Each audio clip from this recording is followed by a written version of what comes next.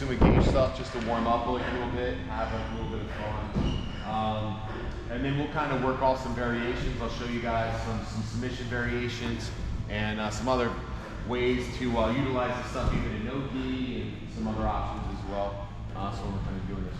Are you okay? Yeah. Okay, can I borrow you? So for example, one of the easiest ways to fit into the Sumi Gaeshi, some of you guys know this already from getting, from Mike throwing you 800 times. I did my toilet. So guy shoots in on a single. Easiest way to do this. This is why the single leg can get you guys in like a lot of trouble, because immediately you give up this kind of grip. You'll give up maybe a grip to your lat, you'll give up a belt grip, and that's gonna immediately put you in trouble, because now I can make you carry my weight and get heavy on you and then start to wear you out, and then eventually just fit in and then throw you backwards. So from here, whether we're grabbed here, here, or the belt, doesn't really matter, all right? I'm just gonna kind of use the belt right now for the fun of it. I'm grabbing the sleeve, so even if Mike's connected, like he's gonna shoot, I just take the sleeve. I don't care if his hands are really connected or not right here. Now, I'm gonna step in with my back foot. At the same time I do, I'm gonna hook the back leg, all right? So you notice I'm hooking the opposite leg. So I'm going, my lead foot isn't hooking the lead leg, it's hooking the opposite over here, okay?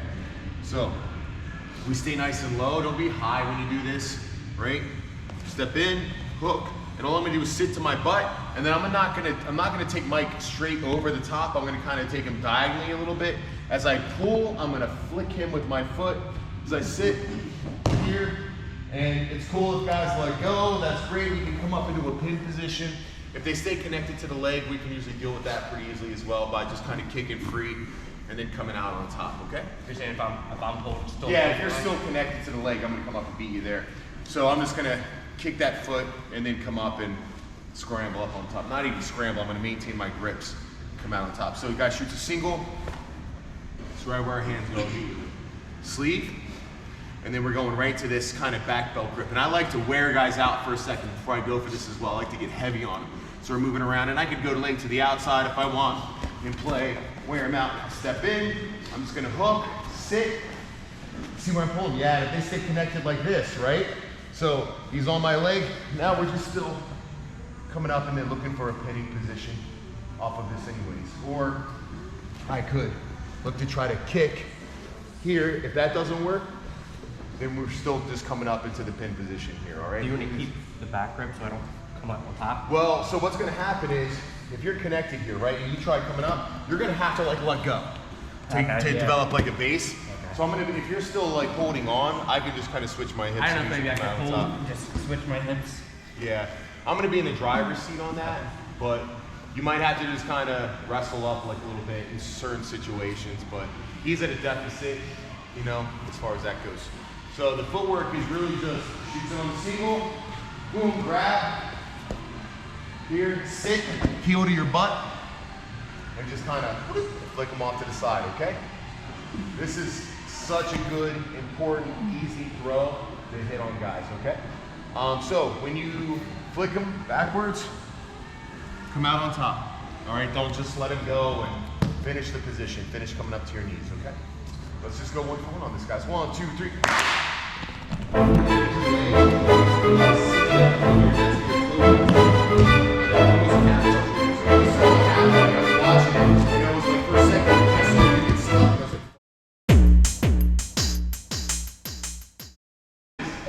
When, let's say Mike's shooting a single, right? And if he's shooting and he's driving, and then I just happen to go into this, he may get the points because he was driving.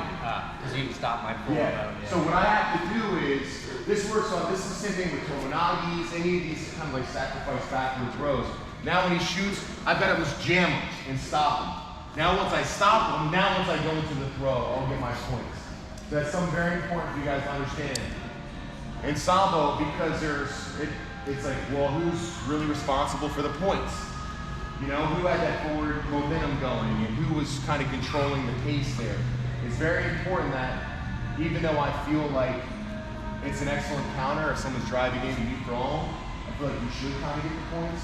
However, it does make sense that, you know, whichever way you want to look at it, you got to jam them first, stop them, and then you guys can. That sucks. Now you're robbing yourself of that momentum then coming in here. Yeah, it sucks. Like if you're talking about self-defense in the street, you're not gonna be like, hold on, let me jam him first, and then let me take him over. Yeah. Well, but it's like if you're going from a point system, it's like how do you differentiate? It's the line gets so blurred either way, or sometimes because sometimes you don't land perfectly, and then it's like, well, what happened there? Like those good points. Any questions off of that? I'm gonna give you guys another variation that you can play with, and if some of you guys feel like you want to stick with the same Sumi Gaeshi first, feel free to do that as well. So the guy shoots in on the single here, right? Now, what's gonna kind of get low, I'm kind of stopping him here. Now, so what I'm gonna do is, and sometimes guys will just do it for you, they'll shoot head to the outside, or sometimes I can make them go head to the outside. So in wrestling, what we do is like a lot of times we kind of bump them, and then I might force their head over with my forearm or my hand.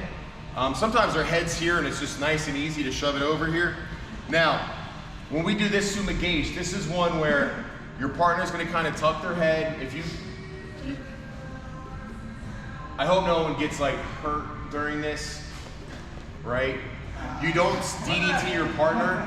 You guys know what a DDT is? Like Jake the Snake, right? So look, as I come in, I stop him. Now look, I'm gonna get a KIMURA grip here. All right?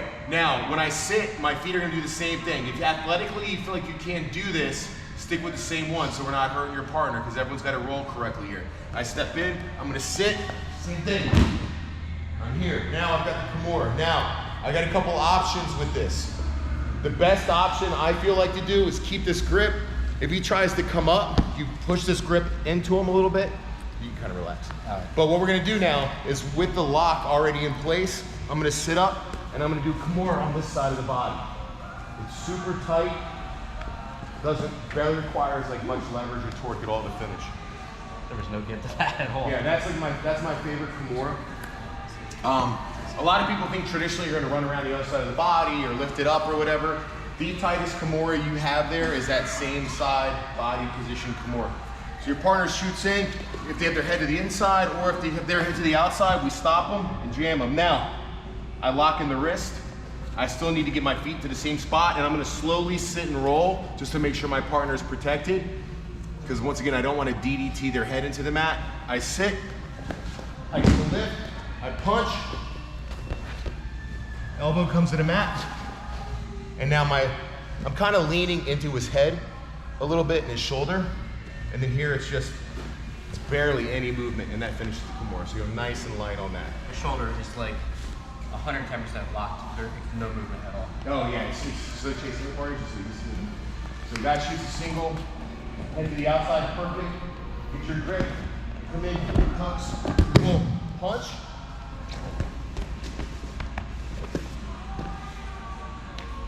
Nice and easy. That's tight. Super tight. Good. Let's play around with this. Go nice and light with the roll. You see where the head situation might get like a little funky. All right. You never want to hurt anyone with this stuff. So like a lot of times, if I feel like I'm going with something that's a little too spastic, I won't even do this because I feel like they're not going to know how to roll correctly. I'll do a safer Sumi Gaeshi where I can gently put them onto the mat. Okay. So don't run this one like crazy. Okay, unless you're in a tournament. I don't care what you do in a tournament. All right. All right, guys. 1, 2, 3. So this time though, maybe I'm not even worried about where the head's at. It's not even a single leg necessarily. So let's say that I've got kind of like a same side grip or whatever the deal is, and I'm kind of turning you into it. So I'm here. I could be. That's what Mike does. He does that angle. Well, no, I'm doing something. Okay. So I could reach over the head here. I mean, there's all sorts of ways we can get into this next part of this grip. So we could get here. I start from here sometimes. So however you guys want to fit in, that's cool. But we're gonna have a sleeve grip. And we're not gonna do the Jitsu pocket grip. I want you guys like a normal, MMA grip, or excuse me, SAMBO grip. You can actually, if you want, if you know you're gonna go into the KIMURA next and you wanna cheat a little bit first into the KIMURA, you can grab the wrist as well, right? But a lot of times I'm kind of doing this off of traditional grips because I'm attacking a bunch of stuff and then I'm here, right? So what we're gonna do is we're gonna take this sleeve. This is the way I usually get into it. I take the sleeve and I'll pull down, and then I'm gonna take a big step in with my hips and I hook. All right, so see where my hips, I'm all the way in. I hook here, now I'm gonna sit, I punch the arm down, I roll, we come right up into our KIMURA, turn, and then there we are, right into that attack, okay? So all we need to do now is that arm that we punched, we're punching it right to the KIMURA grip, essentially. So we're here, I weave through, I step in, like a big step in, like you're sitting low here. And you don't even need to grab. I usually just karate chop. Hey, no, I'm joking. That helps with the roll. All right, now look, just sit here. All you have to do is keep this hand punched and sit. Keep the arm, and then we can transfer right to our KIMURA grip. And then look to put that on. So we're here. We're kind of broken them down like a little bit. Here, sit. KIMURA grip. So that sleeve grip, you're punching it down. Punch it down, yep. So that way when you reach over, as you start to lift, you just do this nice little handoff. It fits really well. Very safe takedown as well, which I like. So that's another one I'll do on guys that are like a little newer, a little bit more spastic sometimes, because I know they'll land nicely. Nice little package for me, right? So collar sleeve, belt sleeve, however you guys want to get into it. Once again, you're gonna take the sleeve, you're gonna step big and weave that arm through to the back of the hamstring. You don't need to grab the hamstring. You can if you want, then it's just sit and then switch your grip. All right, guys, 1, 2, 3.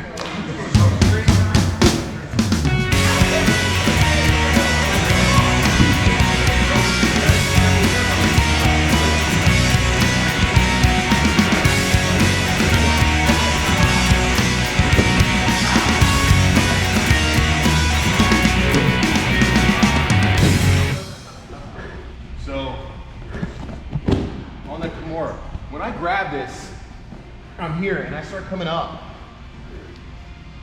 As I start to sit up, I come up to my elbow. Now, one of the first things I like to do is drop my elbow to the armpit. Because when I drop my elbow to the armpit, now it's like Chase, like, come up. He's limited, and I haven't even moved or done anything yet, right? So now all I have to do is switch my hips, and then I push my hips into his head. So look, I'm laying in scarf position. I'm not here, I'm not here. I've got a nice base. And I'm kind of separating his head from his body by leaning into him like a little bit. And then from here, it's just nice and easy. I can lift and go.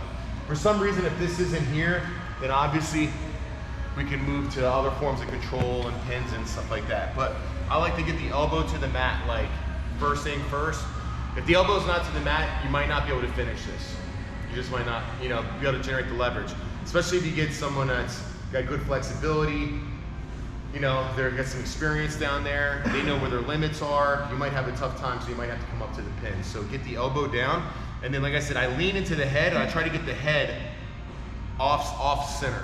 Once I get the head off center, you can't even bridge into me, you can't do anything, you're gonna be stuck, and then you're just kind of done on this side. So if you had a transition to like a chest-to-chest pin, and you're there, would you unhook the bottom arm first, or would you unhook the top? So like if I'm here, right, and I can't get, I'm just gonna take this top arm first and go right to scarf.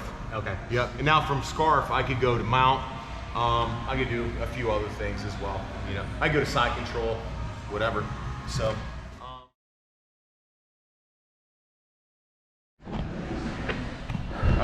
Okay. So the next one, Mike, can I borrow you? I was wondering why you ran over to me. All right, so let's kind of go back to the single leg entry again. So Mike shoots a single leg. Now, this is one where we're gonna pop the head to the outside if it's not already to the outside again. So we get to the head to the outside. Now from here, all right, we have a couple different ways to do this, all right? Now I'm gonna kind of jack Mike up for a second. Now, I like to reach this under and grab the belt if I can. All right, so sometimes guys will just give you this, right? So we're here now. I could trap it and go, and I could just kind of reach for like a guillotine and go. But in sports sambo, number one, guillotines are illegal. So you got to be careful about how you kind of come up and land in certain situations, but you will kind of come up in a pretty, like basically a guillotine from mount. So you can't lock up a guillotine at all?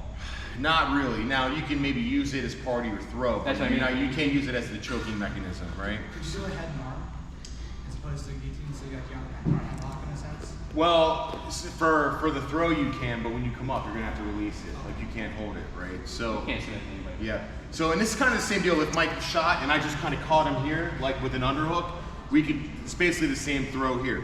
Now all we're gonna do is we're gonna sit, and when I'm gonna go straight over this time. I'm not really going out to the side. So when I sit here, I'm going all the way over, and then I'm pulling them right up. Now we're right into a pin, we're right into potential arm locks that we could go into, all sorts of other things. But I'm following him up though.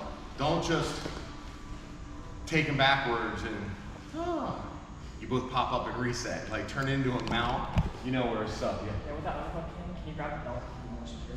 Absolutely. Yeah, if you get the belt, well, so if you get the belt, if I get here, I can just turn and drive you here, or I can take you straight back, okay? So let's say, we sprawl, like a little bit, or we feel this single leg coming in, we get low, boom, we're here, right?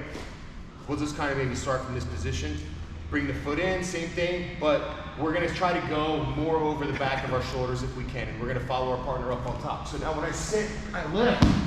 Let them carry your momentum over. From there, we go right into a pin, or we can start taking the arms, looking for something a little fun there. Once again, pretty like a nice safe roll, as long as you don't get some spaz doing it. You know what I mean? You got your partner by the head, so just be careful.